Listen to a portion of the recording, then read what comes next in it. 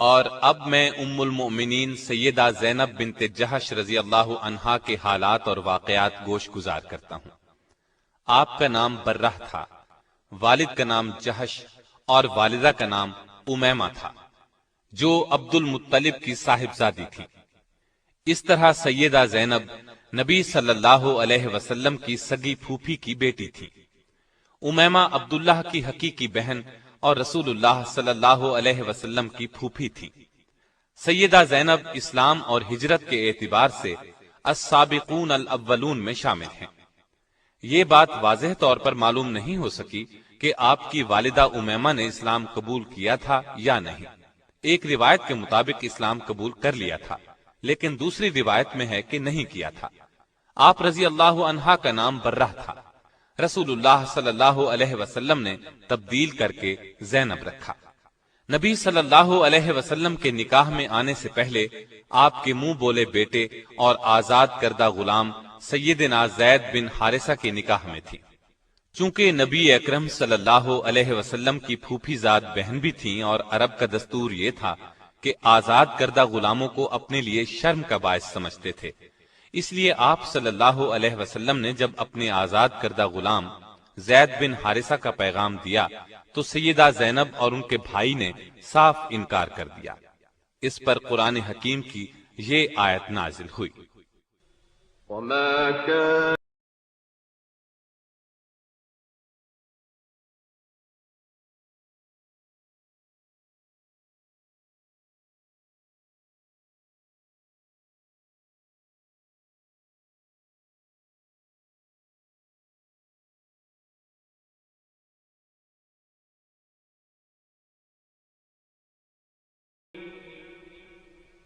ومن يعص الله ورسوله فقد ضل ضلالا مبينا۔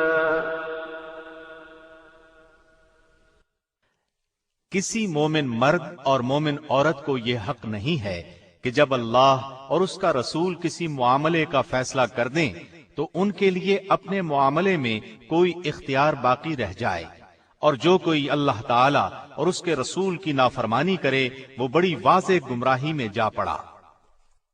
اس آیت کے بعد یہ دونوں راضی ہو گئے اور اللہ کے حکم کے مطابق زینب کا نکاح زید سے ہو گیا۔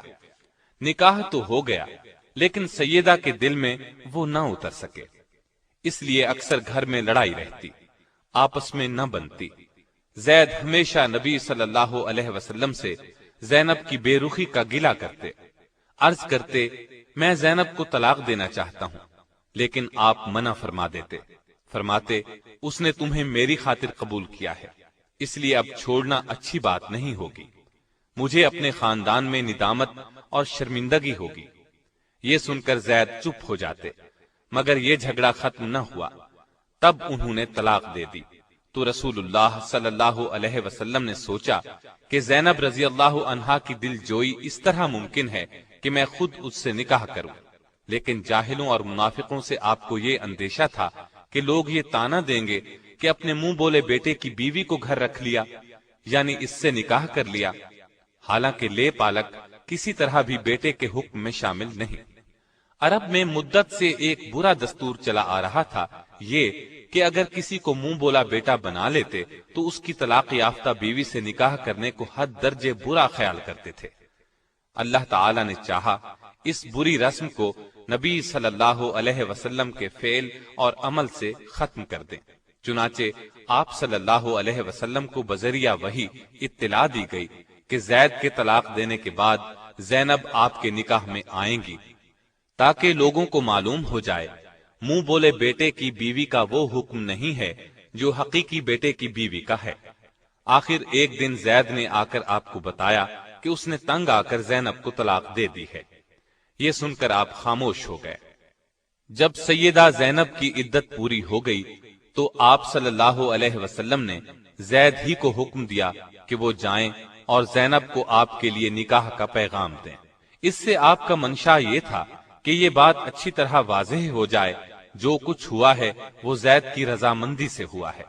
سیدنا زید آپ کا پیغام لے کر زینب کے گھر گئے اور دروازے کی طرف پشت کر کے کھڑے ہو گئے، اگرچہ ابھی پردے کا حکم نہیں ہوا تھا۔ ان کا اپنا بیان ہے کہ میرے دل میں سیدہ زینب رضی اللہ عنہا کی عظمت بیٹھ گئی، کیونکہ رسول اللہ صلی اللہ علیہ وسلم بذات خود ان سے نکاح کرنا چاہتے تھے، یہ ان کا تقوی تھا۔ انہوں نے کہا، اے زینب، تمہیں بشارت ہو کہ مجھے رسول اللہ صلی اللہ علیہ وسلم نے تمہاری طرف بھیجا ہے، میں آپ صلی اللہ علیہ وسلم کی طرف سے نکاح کا پیغام لایا ہوں۔ اس پر زینب نے جواب دیا کہ میں اس وقت تک کچھ نہیں کہہ سکتی جب تک میں اپنے رب سے مشورہ نہ کر لوں، مطلب یہ تھا کہ استخارہ کر لوں، پھر بتاؤں گی۔ چنانچہ آپ رضی اللہ عنہا اسی وقت اٹھیں اور نماز کے لیے گھر میں جو جگہ بنا رکھی تھی وہاں جا کر استخارہ کیا۔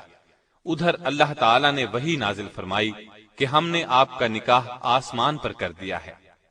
آپ صلی اللہ علیہ وسلم کے ذریعے یہ اطلاع سیدہ زینب رضی اللہ عنہا کو دی گئی۔ آپ نے اسی وقت سجدے میں گر کر اللہ کا شکر ادا کیا۔ اس اطلاع کے بعد آپ صلی اللہ علیہ وسلم ان کے گھر میں داخل ہو گئے اور فرمایا، تمہارا نام کیا ہے؟ سیدہ نے فرمایا، برہ ہے۔ آپ نے برہ کی بجائے زینب نام تجویز فرمایا۔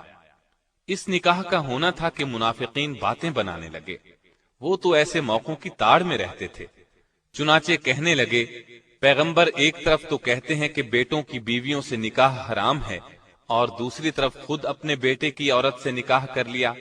حق تعالی شانہ نے ان بد باطنوں کے رد میں آیت خاتم النبیین نازل فرمائی۔ ما كان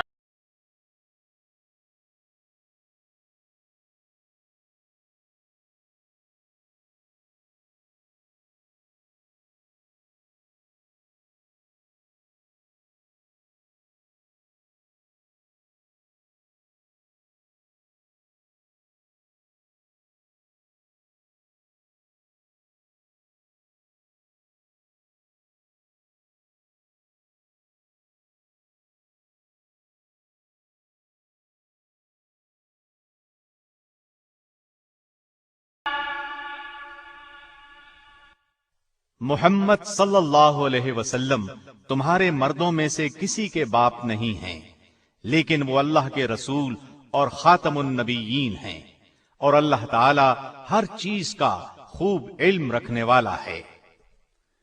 اللہ تعالی کی طرف سے اس وضاحت کے بعد ان منافقوں کے منہ بند ہو گئے۔ سیدہ رضی اللہ عنہا کا نکاح مدینے میں 3 ہجری میں ہوا، ایک روایت 4 ہجری کی بھی ہے، بعض حضرات نے 5 ہجری بھی لکھا ہے۔ نبی صلی اللہ علیہ وسلم نے نکاح کے بعد ولیمے کا بھی اہتمام کیا، چنانچہ سیدنا انس رضی اللہ عنہ فرماتے ہیں، رسول اللہ صلی اللہ علیہ وسلم نے کسی بیوی کے ولیمے میں اس قدر اہتمام سے کام نہیں لیا جتنا سیدہ زینب کے ولیمے میں فرمایا۔ ایک بکری ذبح فرمائی، لوگوں کو دعوت ولیمہ دی، انہیں پیٹ بھر کر گوشت اور روٹی کھلائی، لوگ کھا کر چلے گئے، لیکن کچھ بیٹھے باتوں میں لگے رہے۔ آپ صلی اللہ علیہ وسلم نے زبان سے تو انہیں کچھ نہ فرمایا، لیکن وہاں سے اٹھ کھڑے ہوئے تاکہ وہ سمجھ جائیں، اور سیدہ عائشہ رضی اللہ عنہا کے حجرے میں تشریف لے گئے۔ انہوں نے آپ صلی اللہ علیہ وسلم کو مبارکباد دی، پھر تمام ازواج مطہرات کے حجروں میں تشریف لے گئے، سب کو سلام کیا، سب نے آپ کو مبارک دی، بالآخر وہ لوگ بھی اٹھ کر چلے گئے۔ ان کے اس قدر تاخیر سے جانے پر آیت حجاب نازل ہوئی۔ اس آیت کے نزول کے بعد آپ صلی اللہ علیہ وسلم نے دروازے پر پردہ لٹکا دیا اور لوگوں کو گھر کے اندر جانے کی ممانعت ہو گئی۔ سیدہ کے نکاح کی چند خصوصیات بھی سن لیں۔ جاہلیت کی یہ رسم کہ متبنہ حقیقی بیٹے کا حکم رکھتا ہے مٹ گئی۔ اسلامی مساوات کا شاندار اظہار ہوا، آزاد کردہ غلام اور آقا کا فرق ختم ہو گیا۔ اس نکاح میں پردے کا حکم نازل ہوا، نکاح کے لیے وحی آئی، یہ نکاح آسمانوں پر ہوا۔ سورہ احزاب کی آیت 37 سیدہ زینب رضی اللہ عنہا کے بارے میں نازل ہوئی۔ اس بنا پر سیدہ زینب دوسری بیویوں پر فخر کیا کرتی تھیں کہ تمہارے نکاح تو تمہارے گھر والوں نے زمین پر کیے، جبکہ میرا نکاح میرے رب نے 7 آسمانوں سے اوپر کیا۔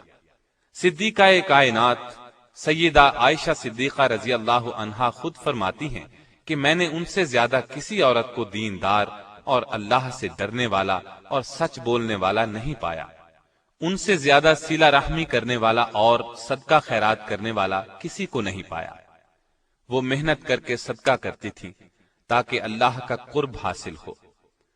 آپ صلی اللہ علیہ وسلم بھی سیدہ زینب کی بہت خاطرداری فرماتے، ان کی صفات کا لحاظ فرماتے۔ ایک روز آپ صلی اللہ علیہ وسلم نے ارشاد فرمایا تھا کہ تم میں سے سب سے جلد مجھ سے وہ ملے گا جس کا ہاتھ تم میں سے سب سے لمبا ہوگا۔ آپ کا اشارہ سخاوت کی طرف تھا، لیکن ازواج مطہرات نے اس کے ظاہری معنی مراد لیے اور اپنے بازوؤں کو ناپنا شروع کر دیا۔ لیکن جب سب سے پہلے سیدہ زینب کا انتقال ہوا تب نبی صلی اللہ علیہ وسلم کے الفاظ کا مطلب ان کی سمجھ میں آیا، کیونکہ وہ اپنے ہاتھ سے کما کر خیرات کیا کرتی تھی۔ اپنا کفن بھی زندگی ہی میں تیار کر لیا تھا۔ آپ رضی اللہ عنہا کا انتقال 20 ہجری میں ہوا۔ اس وقت آپ رضی اللہ عنہا کی عمر 53 سال تھی۔ یہ سیدنا عمر فاروق رضی اللہ عنہ کی خلافت کا زمانہ تھا، اس لیے سیدنا عمر رضی اللہ عنہ نے نماز جنازہ پڑھائی۔ جنازے کے بعد ازواج مطہرات سے دریافت کیا کہ ان کی قبر میں تدفین کے لیے کون داخل ہوگا۔ انہوں نے جواب دیا، وہ لوگ جو زندگی میں ان کے پاس آتے تھے وہی قبر میں اتاریں۔ چنانچہ سیدنا اسامہ بن زید، سیدنا محمد بن عبداللہ بن جہش اور عبداللہ بن ابی احمد بن جہش اور محمد بن طلحہ نے انہیں قبر میں اتارا۔ آپ رضی اللہ عنہا کو جنت البقیع میں دفن کیا گیا۔ نبی صلی اللہ علیہ وسلم کے ساتھ نکاح کے وقت ان کی عمر 35 سال تھی۔ 37 سال کی روایات بھی ملتی ہیں۔ آپ کے انتقال پر سیدہ عائشہ نے فرمایا، افسوس، آج ایسی عورت گزر گئی جو پسندیدہ اوصاف والی، عبادت گزار اور یتیموں اور بیواؤں کا سہارا تھی۔ انتقال کے بعد آپ نے ایک مکان یادگار چھوڑا۔ آپ کے اس مکان کو خلیفہ ولید بن عبد الملک نے اپنے زمانہ حکومت میں 50,000 درہم میں خرید کر مسجد نبوی میں داخل کیا۔ آپ رضی اللہ عنہا نے بہت کم احادیث روایت کی، صرف 11 احادیث کتب میں ملتی ہیں۔ آپ میں تقوی غضب کا تھا، عبادت کا خاص شوق تھا۔ عبادت نہایت خشوع اور خضوع سے کرتی تھی، کثرت سے روزے رکھتی تھی، اپنے ہاتھ سے کماتی تھی اور جو کماتی تھی سب مساکین پر صدقہ کر دیتی تھی۔ سیدنا عمر فاروق نے جب پہلی مرتبہ سیدہ زینب کو وظیفہ بھیجا تو انہوں نے خیال کیا کہ یہ سب ازواج مطہرات کا ہے، اور فرمایا، اللہ عمر کی مغفرت فرمائے، وہ خود ہی تمام امہات المومنین میں تقسیم کر دیتے۔ اس پر لوگوں نے بتایا، یہ سب آپ کا ہے۔ سیدہ زینب نے فرمایا، سبحان اللہ، پھر اپنے اور اس مال کے درمیان میں ایک کپڑے کا پردہ ڈال دیا۔ پھر مال لانے والوں کو فرمایا کہ اس کو یہاں ڈال دو اور اس پر ایک کپڑا ڈال دو۔ پھر فرمایا، اب کپڑے کے نیچے ہاتھ ڈال کر جتنا ہاتھ میں آئے وہ لوگوں میں تقسیم کرتے جائیں۔ اس طرح کپڑے کے نیچے سے مٹھی بھر بھر کر مال لوگوں میں تقسیم کر دیا گیا۔ سیدہ عائشہ فرماتی ہیں کہ میں نے کوئی عورت زینب سے زیادہ دیندار، پرہیزگار، سچی اور سخی نہیں دیکھی۔ اللہ کی رضا حاصل کرنے کے لیے ہر دم سرگرم رہتی تھی۔ البتہ مزاج میں ذرا تیزی تھی، جس کی بنا پر انہیں جلد ندامت بھی ہوتی تھی۔ سیدہ عائشہ فرماتی ہیں، جب سیدہ زینب کا انتقال ہوا تو مدینے کے فقراء اور مساکین میں ہلچل مچ گئی، کیونکہ ان کی ہمدرد، غم گسار اور ان کے لیے دونوں ہاتھوں سے بے دریغ مال لٹانے والی جو چل بسی تھی۔ اللہ تعالیٰ کی ان پر ہزارہا رحمتیں ہوں۔